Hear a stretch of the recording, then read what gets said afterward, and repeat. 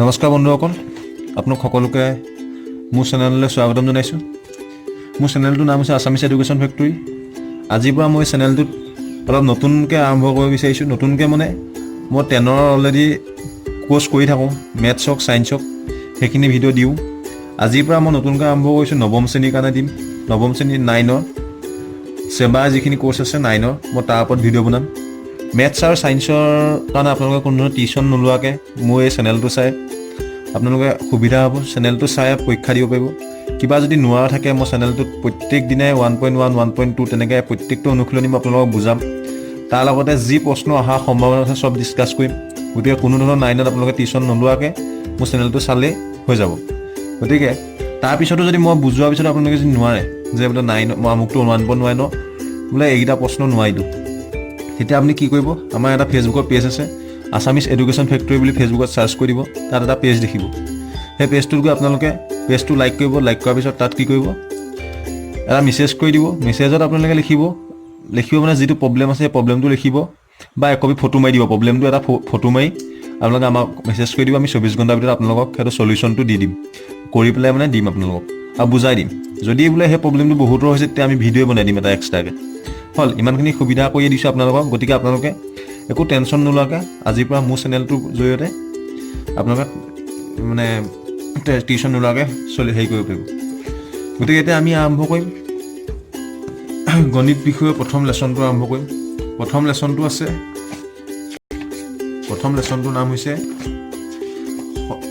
পৰিমেয় মানে সংখ্যা প্ৰণালী। সংখ্যা প্ৰণালী প্ৰথম লেচনটোৰ নাম, এইটো প্ৰথম অধ্যায়। সংখ্যা প্ৰণালী মানে হৈছে সংখ্যা ৰেখাৰ কথা কৈছে। সংখ্যা ৰেখাডাল আপোনালোকে জানেই, এডাল হৈছে এডাল সংখ্যা ৰেখা। হ'ল, সংখ্যা ৰেখা মাজত শূন্য থাকে আৰু এইপিনে ধনাত্মকখিনি থাকে। 1, 2, 3, 4, 5 এইবোৰ পজিটিভখিনি থাকে, এইপিনে নিগেটিভখিনি থাকে। এইখিনি হৈছে পজিটিভ আৰু এইখিনি হৈছে নিগেটিভ। গতিকে এইডাল একেলগে সকলোকে সংখ্যা ৰেখা বুলি কোৱা হয়। গতিকে এতিয়া এই সংখ্যা ৰেখাডালৰ বিষয়ে অলপ বহলভাৱে আমি এইটো লেচনত গম পাম।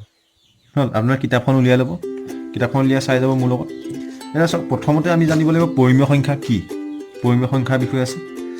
এতিয়া এইডাল সংখ্যা ৰেখা আৰু পৰিমেয় সংখ্যাবোৰ হৈছে কাক বোলে পৰিমেয় সংখ্যা, এইটো জানিব লাগিব। লেচনটো জনাৰ আগতে আপুনি পৰিমেয় সংখ্যা যিবোৰক আমি P/Q আৰ্হিত মানে Q আৰ্হিত প্ৰকাশ কৰিব পাৰি। P/Q আৰ্হিত প্ৰকাশ কৰিব পৰা সকলো সংখ্যাকে কি বুলি কোৱা হয়, পৰিমেয় সংখ্যা বুলি কোৱা হ'ব। মই যিবোৰ লিখাইছোঁ আপোনালোকে বহীত লিখি যাব।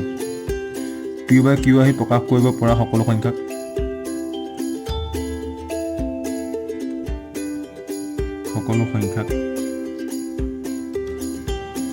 পৰিমেয় সংখ্যা বোলে।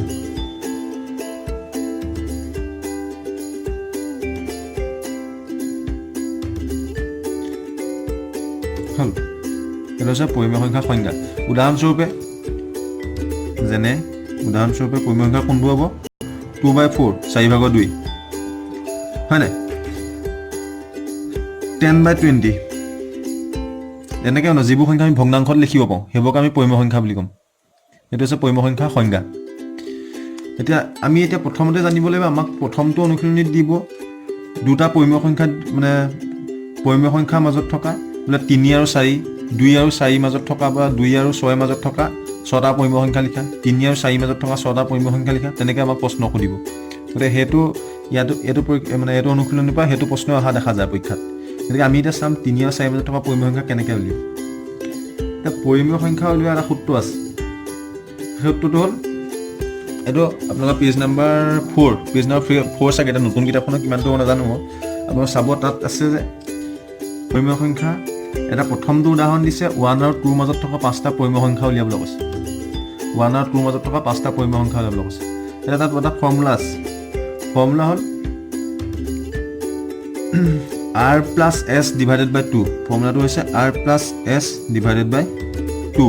এইটো হৈছে ফৰ্মুলা। এই ফৰ্মুলাটো কৰিবলৈ R মানে হৈছে, মই ধৰি ল'লোঁ 3 আৰু 4 মাজত থকা আমাৰ সংখ্যাকেইটা উলিয়াবলৈ কৈছে, পৰিমেয় সংখ্যাকেইটা উলিয়াবলৈ কৈছে। 3 আৰু 4 মাজত বুলি ক'লে 3টো হ'ব R আৰু 4টো হ'ব S, 3টো R আৰু 4টো হ'ব S। হ'ল, 3 আৰু 4 মাজত থকা 6টা পৰিমেয় সংখ্যা উলিয়াবলৈ কৈছে। গতিকে এতিয়া r প্লাছ s হ'লে কি হ'ব 3 প্লাছ 4 ডিভাইডেড বাই 2 প্ৰথমটো কাৰণে প্ৰথম পৰিমেয় সংখ্যাটো কাৰণে কি হ'ব তেতিয়া চাইড নে কিমান হ'ব 7/2 প্ৰথম এটা আমি পৰিমেয় পালোঁ সেইটো হৈছে 7/2 নেক্সট পৰিমেয় সংখ্যাটো হ'ব আকৌ নেক্সটটো কাৰণে rটো আমি এবাৰ ধৰিব লাগিব 7/2 টো r হিচাপে ধৰিব লাগিব সৰি rটো 3 থাকিব 7/2 টো s হিচাপে ধৰিব লাগিব প্ৰথম আৰু 3 আৰু 4 কাৰণে ধৰোতে আমি 3 টো r হিচাপে ধৰিলো 4 টো s হিচাপে ধৰিলো এতিয়া আমি নেক্সট এনেকে 3 + 7/2 ডিভাইডেড বাই 2 এটো কি হ'ব ওপৰত থাকিলে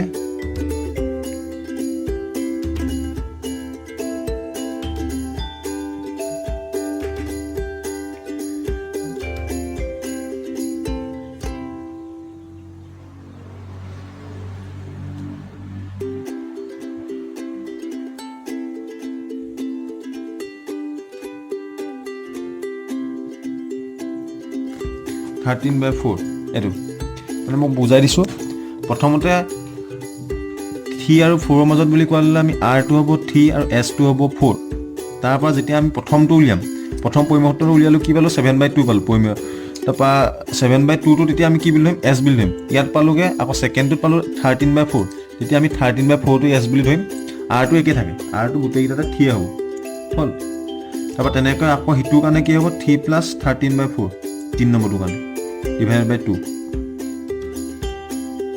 এটা কি হ'ব 3 + 13/4 মানে কিমান হ'ব এটো বেলেগ sin 12 12 + 13 divided by 4 আৰু তলৰ আগৰ দুইটো থাকিলে এটো হ'ল মানে 4 3 * 12 প্লাস থাকিলে 12 13 টো 13 বাই থাকিলে 4 ৰ লগত থাকিলে এটো গম পাইছে চাগে যেটো যদি হৈ পোৱা না কমেন্ট কৰি মই বুজাই দিম আকৌ এটা কি হ'ব 12 এটো যোগ কৰিলে কিমান হ'ব 3 2 5 1 1 2 25 ডিভাইডেড বাই 4 প্লট 2 থাকিলে ইকুৱেল কি হ'ব 25 ডিভাইডেড বাই কি হ'ব 4 2 8 গুটিয়া 25/8 হ'ল তেনেকে গুটেইটা উলিয়াব এতিয়া ইয়াৰ কাৰণে আকৌ নেক্সটটো কাৰণে s হ'ব 25/8 টো তেনেকে মানে বস্তুটো আগবাঢ়ি গৈ থাকে r + s ডিভাইডেড বাই 2 সূত্ৰটোত কৰিলে হৈ যাব হ'ল হেতুৱে তাৰ পিছত যদি আমাক যদি তেনেকে নিদিয়ে বলে 3 আৰু 4 নিদিয়ে বা 2 আৰু 4 তেনেকে যদি নিদিয়ে আমাক যদি কয় বলে ভগ্নাংশত থকা এটা দিয়ে যদি আমাক কয় বলে 3/5 আৰু 4/5 3/5 আৰু 4/5 ৰ মাজত থকা বলে পাঁচটা পৰিমেয় সংখ্যা উলিওৱা তেন্তে আমি এবাৰ কি কৰিম এবাৰ আমি কেনেকৈ কৰিম চক হেতু হ'ব আমি তাৰ হৰগিটা একে কৰি ল'ব লাগিব হৰগিটা একে কৰিবলৈ হ'লে কি কৰিব লাগিব 3/5 ইকুৱেল টু কি কৰিব লাগিব 3/5 ইনটু 10 পূৰণ কৰি দিম দুইটা সাইডে 3 দুগুণ 30 হ'ল এপিনে 5 দুগুণ 50 আৰু এটোটো 4/5 ৰ লগত আমি 10 পূৰণ কৰিম এটা হৰগিটা একে হ'ল 50/40 আৰু 50/30 হ'ল এটা তাৰ মাজত আমি যিকোনো মানে 6টা হক 5টা হক যি লগত তাৰ ললে হ'ব কি হ'ব উত্তৰটো হ'ব তেন্তে 50/30 আছে 50/30 আৰু 50/40 মাজত কি হ'ব 50/31 50/32 50/33 50/36 50/35 38 39 40 যিমান ল 40 লৈকে ললে হ'ব হেমানটো ললে হৈ যাব হ'ল গতিকে এইকেইটা হৈছে ভগ্নাংশৰ ভিতৰত দিলে আমি এনেকৈ উলিয়াম এটো আৰু আমাক যদি হিভাগে সংখ্যাটা দি দিয়ে এনেকৈ r + s ডিভাইডেড বাই 2 সূত্ৰটো উলিয়াম এটা ক্লিয়াৰ হ'ল যদি ইয়াত কিবা নোৱা আছে আমি ফেসবুকত গৈ পেলাই ফটো মাৰি দি দিবা তাৰ পিছত আমি এতিয়া অনুশীলনীত কোন এইকেইটা হৈছে পৰিমেয় সংখ্যা আগবলৈ আমি শিকিলো যাক p/q আহি প্ৰকাশ কৰিব পাৰে তাকে পৰিমেয় সংখ্যা বলে উদাহৰণস্বৰূপে 2/4 10/20 এই হৈছে পৰিমেয় সংখ্যা 2 আৰু 4 ৰ মাজত থকা যদি বাছিব দিয়ে তেতিয়া আমি পাইম 3 আৰু 4 ৰ মাজত বাছিব পাৰিম তাৰপা 3/5 আৰু 4/5 ৰ মাজত যদি দিয়ে আমি বাছিব পাৰিম হ'ল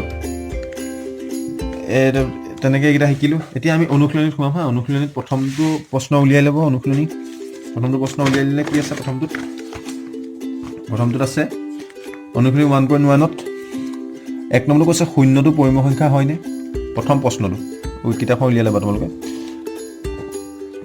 এক নম্বৰটো শূন্যটো পৰিমেয় সংখ্যা হয়নে ইয়াক p/q আহি প্ৰকাশ কৰিব পাৰিনে সেইটো সুধিছে গতিকে কি হ'ব শূন্যটো পৰিমেয় সংখ্যা হ'ব। উত্তৰটো তুমি লিখিবা যে শূন্যটো পৰিমেয় সংখ্যা হয়। কিয় হয়? কাৰণ ইয়াক আমি p/q আহি প্ৰকাশ কৰিব পাৰি। উদাহৰণস্বৰূপে 0/4, 0/3, 0/2 সেইবোৰ হয় নাই?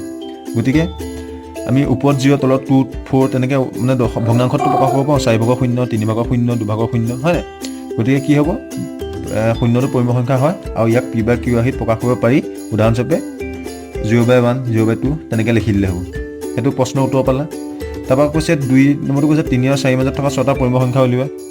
3 আৰু 4 মাজত থকা 6টা পৰিমেয় সংখ্যা মই এইটো কৰি দেখুৱালোঁ কেনেকৈ কৰিব লাগে। যদি ভালকৈ কৰিব পৰা নাই তেতিয়া মোক আকৌ ফেচবুকত মেছেজ কৰিবা, মই বুজাই দিম। তাৰপৰা 3/5 আৰু 4/5 মাজত থকা 5টা পৰিমেয় সংখ্যা উলিওৱা, এইটো শিকালোঁ কেনেকৈ কৰিব। 3/5 আৰু 4/5 মাজত থকা 5টা পৰিমেয় সংখ্যা সেইটো শিকালোঁ।